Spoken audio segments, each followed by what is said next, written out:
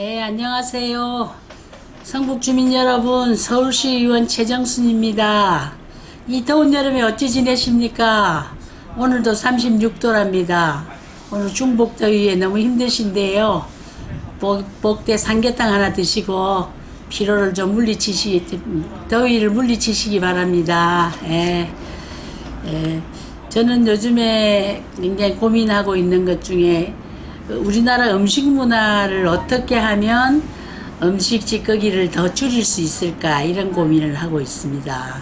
그런 고민을 하고 있는데 음식 찌꺼기가 생각보다 많이 나오잖아요. 또 그 음식 찌꺼기를 버리는데도 너무 많은 비용이 소요되고 있고요.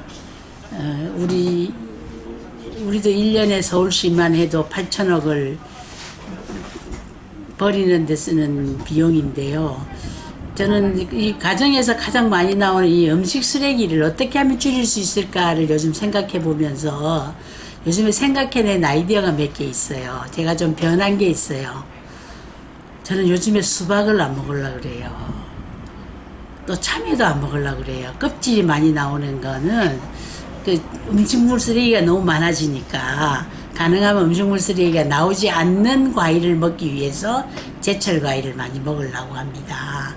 그 중에 뭐 복숭아라든지 자두라든지 이런 씨밖에 없는 거 있죠. 껍질 까서 뭐 바나나 같은 거 껍질 까면 껍질이 굉장히 많은 또 쓰레기를 만들어내더라고요. 그래서 과일을 먹는 거를 좀 음식물 쓰레기가 덜 나오는 과일을 먹으려고 애쓰고 있습니다. 훨씬 그러니까 음식물 쓰레기가 우리 집의 음식물 쓰레기가 뭐 반 이상으로 줄어들었어요. 그래서 저는 우리 한 가정에서 조금만 신경 쓰면 되는 일인데 신경을 안 써서 잘 안 되는 일들이 꽤 많은데 그 중에 하나가 이 음식물 찌꺼기입니다. 그래서 음식물 찌꺼기가 적게 나올 수 있는 방법에는 음식물을 가능하면 습기가 차지 않게, 물이 들어가지 않게. 이게 음식물 쓰레기의 거의 70%가 물이거든. 물로 구성되어 있어요. 그래서 물이 없다면 음식물 쓰레기는 70% 줄일 수 있거든요. 그래서 감자도 저는 그냥 깎지 않고요. 삶아서 껍질만 싹 벗기니까 맛도 좋고 껍질도 안 나와서 좋더라고. 우리는 음식을 할 때 감자를 식칼로 잘라내잖아요. 그렇게 잘라내면 쓰레기가 가득 나오는데 그럴 필요가 없이 껍질째로 씻어가지고 삶으면 껍질이 잘 벗겨져요. 그래서 껍질이 뭐 10분의 1로 줄어들더라고요. 근데 이런 방법을 제가 요즘에 터득을 했습니다. 저는 매일 그 감자를 많이 삶아 먹거든요. 전에는 감자 삶아 먹는데 껍질 벗기느라고 그 많은 쓰레기가 나왔는데 껍질을 안 벗기고 그냥 삶으니까 껍질이 소로시 벗겨져서 더 맛이 있더라고요. 그래서 그런 방법도 하나의 좋은 방법인 것 같아요. 여러분들 감자 드실 때 껍질 미리 까지 마시고 삶아서 까먹으면 껍질이 거의 안 나옵니다. 그러면 음식물이 뭐 거의 10분의 1로 쓰레기가 10분의 1로 줄어드는 방법이 있고요. 그리고 저는 이제 반찬을 2가지 이상은 안 합니다. 딱 2가지에서 먹을 거 먹고 아니면 일품 요리를 해서 비빔밥을 먹는다든지 삼계탕을 먹는다든지 이러면은 그 쓰레기가 가장 적게 나오는 방법으로 삼계탕도 너무 푹 구우면요 그 뼈를 먹을 수가 있어요. 뼈가 이렇게 우리는 다 버리잖아요. 그렇죠. 근데 삼계탕을 실제 사서 끓여보면 그 뼈가 물렁물렁해져 가지고 빨리 뼈채로 먹을 수 있거든요. 건강에도 좋고 또 뼈가 안 나와서 음식물 쓰레기도 줄일 수 있는 방법이 있더라고요. 이런 것들을 계속 매일매일 어떻게 하면 음식물 쓰레기를 줄일까를 고민하면서 시장에 가서 물건을 사고 그렇게 하니까 훨씬 저 상추 같은 거 있잖아요. 사오잖아. 사오면은요 그냥 우리는 냉장고에 넣어놨다 나중에 씻어요. 그러면 그 상추가 빨리 시들어져 가지고 맛이 없습니다. 그래서 시장에서 상추를 사왔을 때 바로 씻어서 물을 쫙 빼서 무슨 밀봉하는 그 비닐을 넣어두면 싱싱하고 하나도 안 버리고 다 먹을 수 있더라고요. 이런 방법도 음식물 쓰레기를 줄이는데 또 하나의 좋은 방법이 되는 것 같아요. 네, 그런 것 같고요.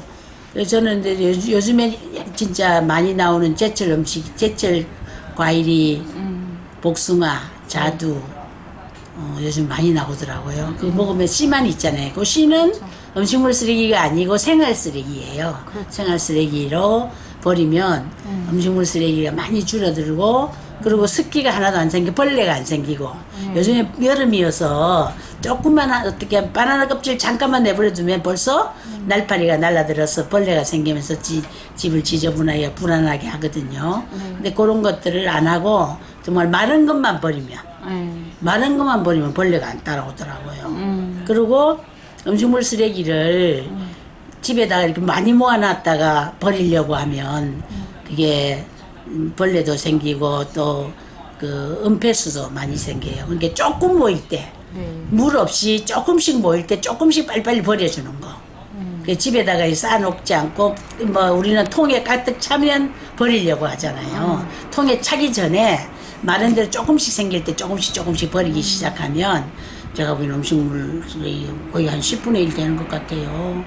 그렇게도 할 수 있는 방법이 있더라. 그래서 우리가 일상생활, 음식 먹는 생활을 하면서 아무 생각 없이 먹는 거에만 생각하잖아요.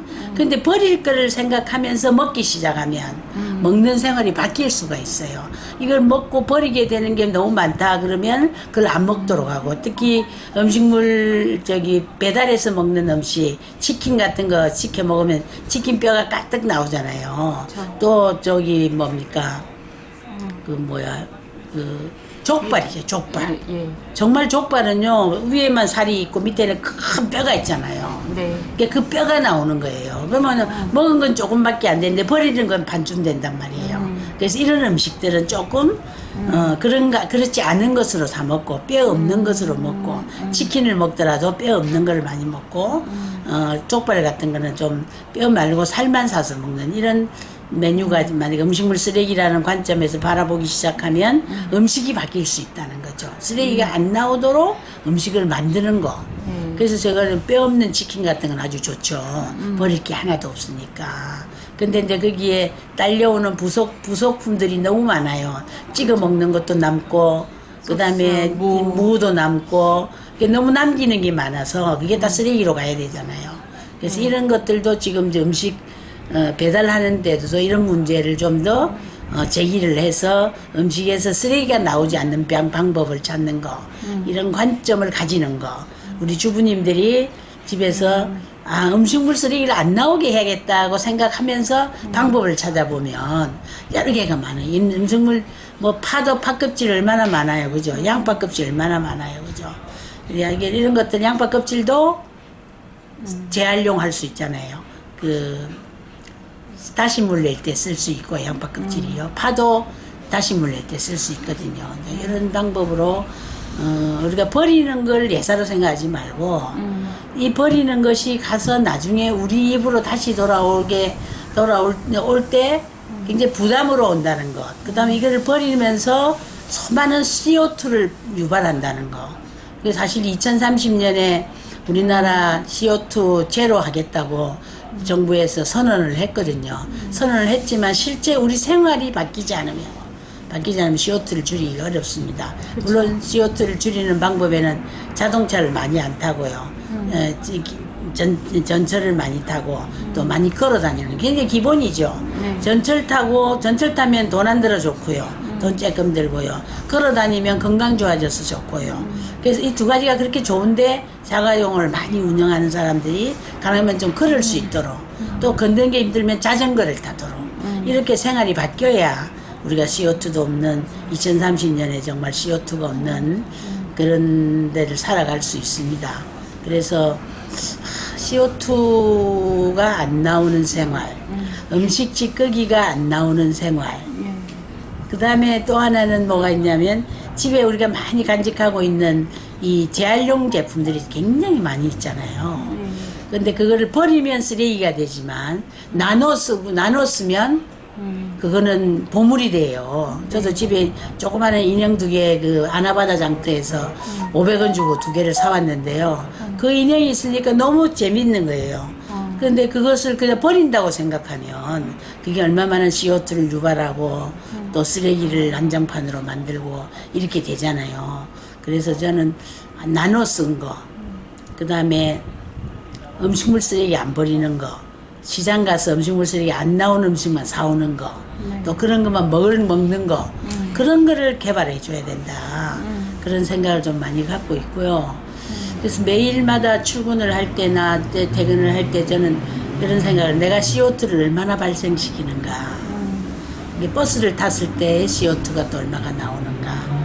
이제 걸어갔을 때는 CO2를 발생하는. 오늘은 내가 열심히 걸어서 오늘 10,000보를 걸었다고 하면 그만큼 CO2를 줄인 거잖아요. 그것만 한 것이 아니라 내 건강도 좋아진 거잖아요.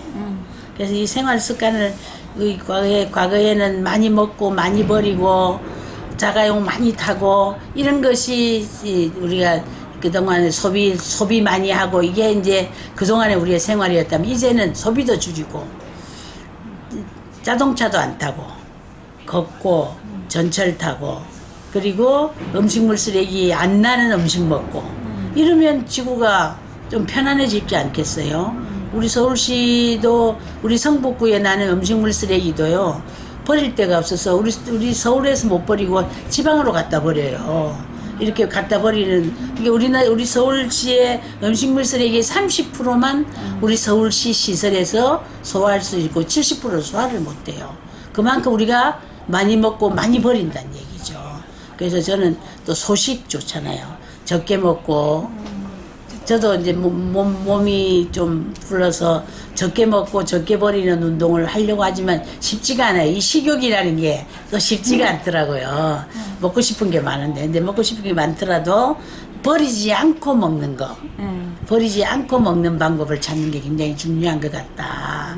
그래서 우리 주민 여러분이 조금만 생활을 바꾸시면 이게 돈도 적게 들고 집안의 재산도 늘고 오히려 건강해지는 그런 생활이 가능해지는 것 같아요. 그런 걸 한번 실천해 보시면 어떠세요? 네, 알겠습니다.